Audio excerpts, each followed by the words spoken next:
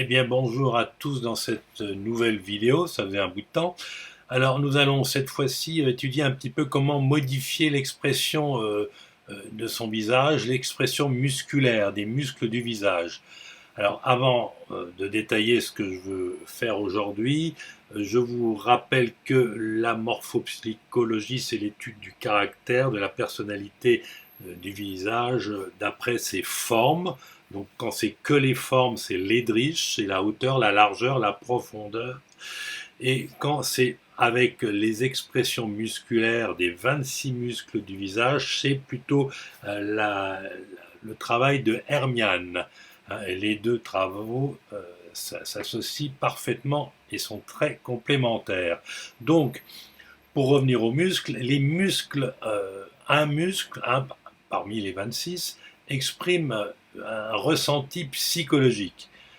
Donc, en partant du fait que de temps en temps on est dans des situations difficiles et qu'on a un ressenti qui est visiblement difficile par l'observation de l'expression du visage, mon idée c'est qu'on peut travailler les muscles en eux-mêmes dans un sens positif pour de ce fait modifier positivement son ressenti psychologique. Et donc, je vais mal, j'ai une expression musculaire un peu détériorée. Mon idée, c'est en rectifiant mon expression musculaire de façon volontaire, je peux améliorer mon ressenti psychologique et mon, mon expression affective de ce fait. Voilà l'hypothèse de départ. Alors, quels sont les muscles que l'on peut faire bouger volontairement sur son visage, de façon consciente? Eh bien, là, on a un peu l'anatomie des 27, mais en fait, il n'y en a que le 26 qui sont authentifiés, muscles du visage. Et ben, on va les reprendre quand même rapidement un par un pour voir si on peut les bouger ou pas. Alors, le numéro 1, l'auriculaire postérieur, c'est tirer les oreilles en arrière, c'est intérioriser ses émotions. On peut le faire, mais c'est pas facile, ça s'apprend. Le frontal externe, la gestion des émotions, ça c'est évident, oui. Le sourcilier horizontal, oui, bien sûr, on le fait spontanément quand on est en réactivité, en réaction. Le releveur de la paupière supérieure, on peut le faire volontairement, mais le tenir toute la journée, non. Quand il est faible, malheureusement, on est en difficulté. Et, là, dans ce cas-là, rien ne pourra le changer. Le tarsal, oui, c'est fermé, la fermeture des yeux, oui. Le carré du menton, on va en reparler largement tout à l'heure. Bien sûr, c'est très important. Le risorius, le prétarsal, un petit peu. Le grand zygomatique, c'est le sourire du haut, bien sûr. Le buccinateur, le sourire du bas, bien sûr. L'entrée en contact, bien sûr, on le reverra. L'incisif, le dilatateur, le sourcilier vertical, bien sûr. L'orbiculaire, non. C'est une zone, il y a un muscle extrêmement fin, mais on ne peut pas du tout agir sur cette zone et sur ce muscle orbitaire. Le préceptal, on peut pas l'enlever, ce sont les cernes, le transverse non plus. Petits zigots triangulaires, on peut bien sûr les bouger, les modifier. Le possier, les difficultés, les obstacles, on ne peut pas les enlever. On peut l'effacer, mais on ne peut pas l'enlever. La houppe, bien sûr, on peut agir dessus, on le reverra largement tout à l'heure. Le myrtiforme, on peut le faire travailler un peu, mais pas en permanence. Si on l'a, c'est qu'on a vraiment cette intériorisation et cette obstruction à intérioriser à l'extérieur. L'orbiculaire interne, on peut bien sûr le modifier, le releveur profond superficiel aussi, le canin un petit peu, et le pyramidal, il n'est pas authentifié. Donc voilà un petit peu le panel de tous les muscles, on peut plus ou moins modifier volontairement, et donc nous allons entrer dans le sujet tout de suite. Alors on peut partir de cette expression que l'on peut avoir de temps en temps, l'un ou l'autre, mais que l'on peut voir aussi sur des personnes extérieures. Et c'est quand même une expression globale du bas du visage que l'on retrouve assez souvent. Hein, et donc, intuitivement, il n'y a pas besoin d'être morphopsychologue. Hein, on voit qu'il y a il y a de la souffrance un peu morale, il y a du doute, il y a du pessimisme, il y a un manque d'activité. Enfin bon, on voit bien que ça va pas.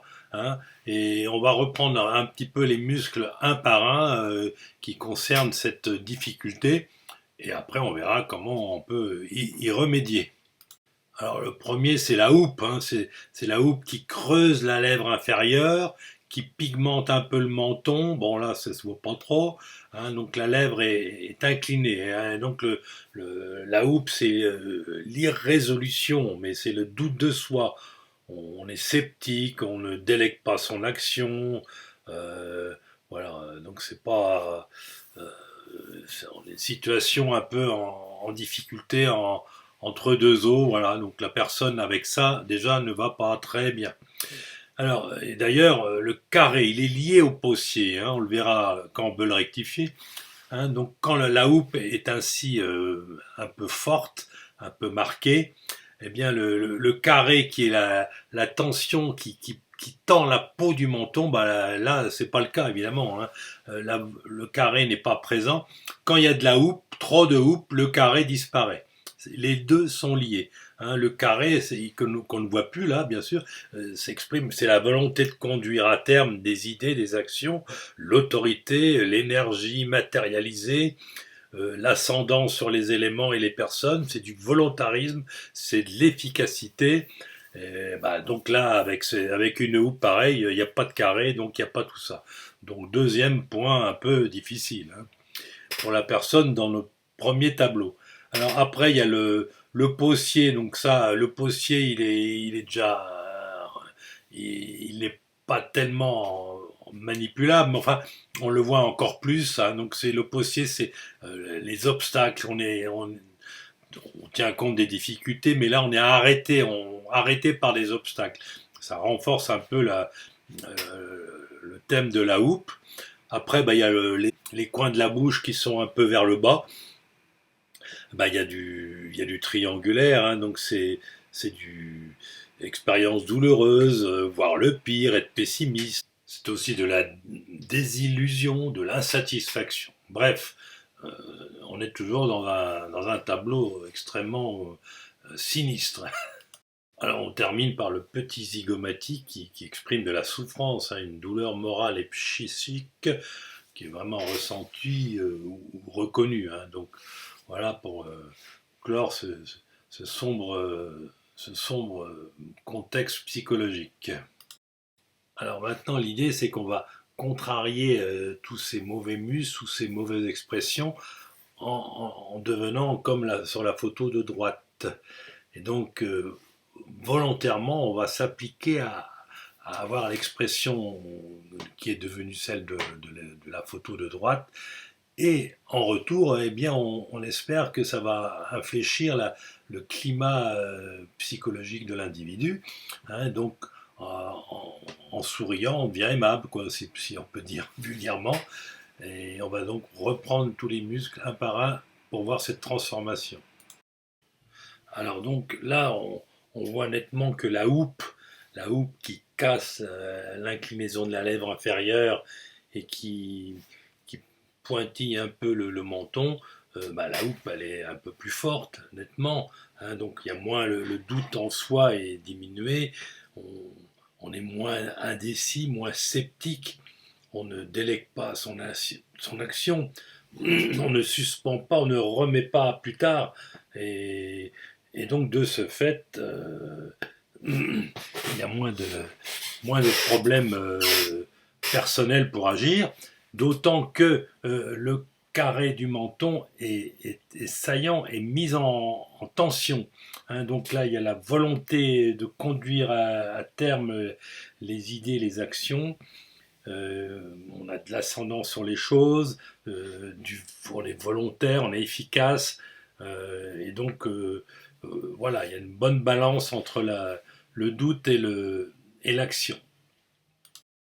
Alors là, sur ce cliché, on voit bien que le triangulaire qui baissait les coins de la bouche, hein, le pessimiste, il a disparu. Et qu'est-ce qu'on voit? On voit du grand zygomatique qui élargit le haut de la bouche et le buccinateur le bas de la bouche. Donc là, il y a une entrée en contact avec l'extérieur, une espèce de, de satisfaction de l'échange. Donc l'extraversion se fait de façon excellente. Donc il n'y a plus de problème de communication. On est en présence, on est heureux d'être là, satisfait, et on est prêt à communiquer, prêt à agir de façon très efficace. Alors, le Possier, lui aussi, il a disparu, surtout par l'action du sourire, qui a pu effacer, gommer un petit peu la ride qui part du coin de la bouche pour aller vers le bas de la mâchoire. Évidemment, on ne va pas enlever les rides qui vont jusque sur le cou. Enfin, on estompe un peu ces signes de lutte et de rencontre avec les obstacles, donc qui s'amoindrit un petit peu de ce fait.